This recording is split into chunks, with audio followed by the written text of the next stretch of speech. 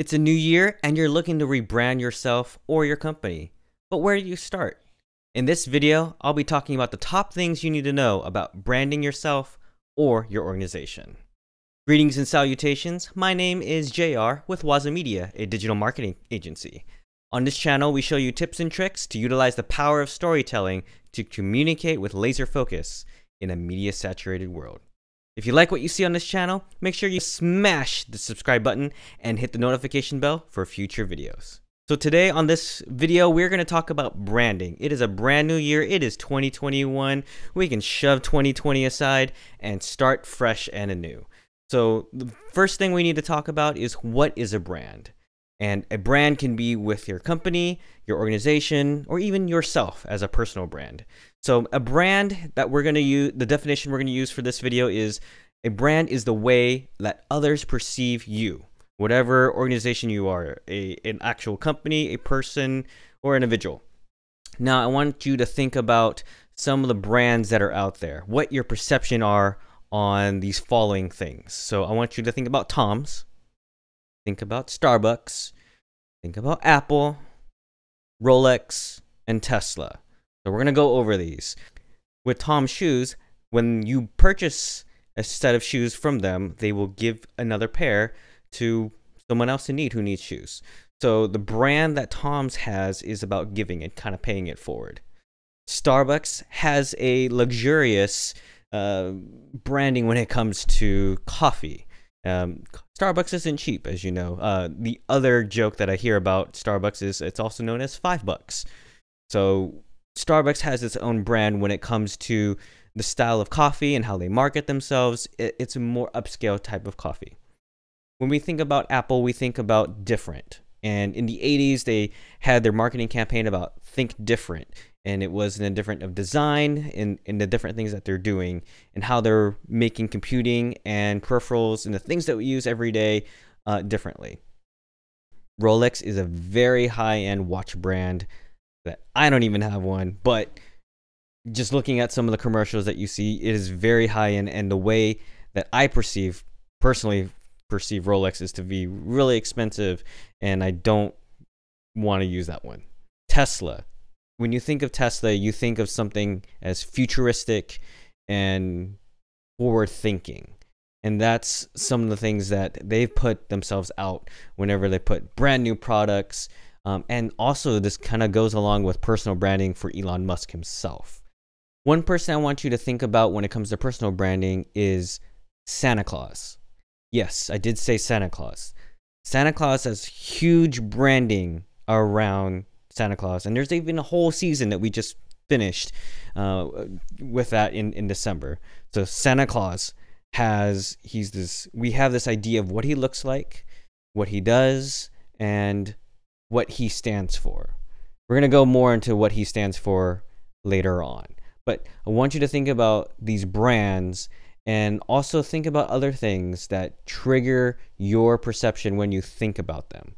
And you realize that these are subtle things that you're thinking in the back of your mind, but the reason why they become subtle is because you're exposed to them every day. It's on your phone, it's in the name, and how you perceive it is the brand.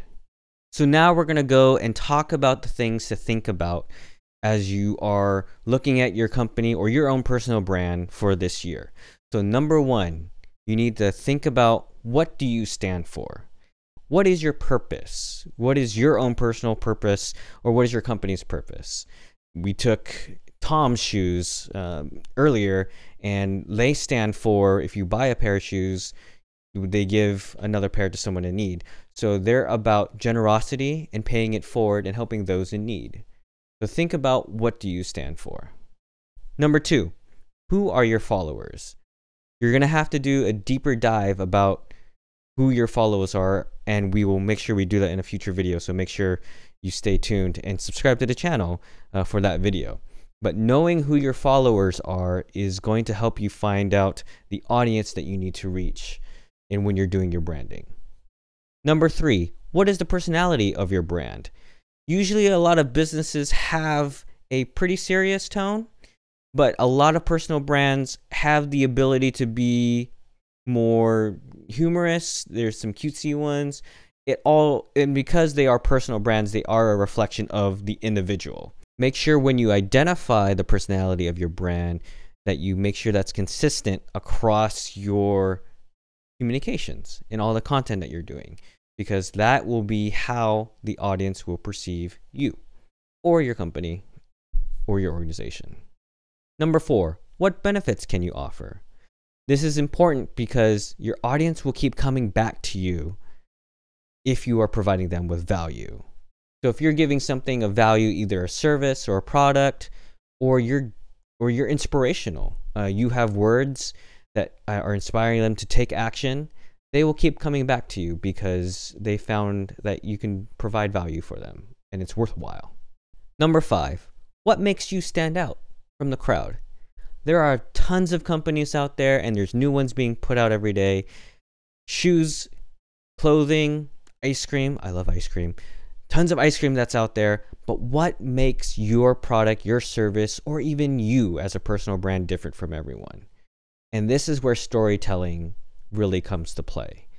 Who you are, what you stand for, and how it connects with others is going to make you stand out from the crowd. If you check out some of our podcast episodes, Andrew and I, we talk about our origin stories, and telling your origin story will make you stand out from the crowd because your story is your story and no one can dispute that. Number 6, what are your platform goals? If you're a business, you're probably using this as a way to market and the way to drive sales. They're using your brand for marketing and then sales, because sales is your end goal. If you're a nonprofit, you may have other things that may be your goal. For instance, it may be bringing awareness to a particular issue or situation that your audience needs to know. And so your goals are going to be different from a business standpoint. So but setting your goals is very important to make sure that you know you're going in the right direction as far as your brand. And lastly, what do your analytics tell you about the content you've put out? It's important to make sure that you do the research and make sure you keep track of everything that you've put out, and then look at the numbers to see how successful were you in communicating who you are, what you stand for, and are you providing value to your audience? Because if they keep coming back to you, then you know you're doing something right. And then if you're on the business side, if your sales are popping because of your marketing and of your brand, then you know you're on the right track. As you're looking at your brand or your company's brand, make sure that you're looking at what do you stand for? What is your mission in life? And then what value do you have for your audience or your customers? And lastly, what makes you stand out from the crowd? If you can just think about these 3 things and as you're doing your brainstorming and with your team, I think this will help you get you in the right direction. Thank you for watching this video, and stay tuned for the next one. Take care.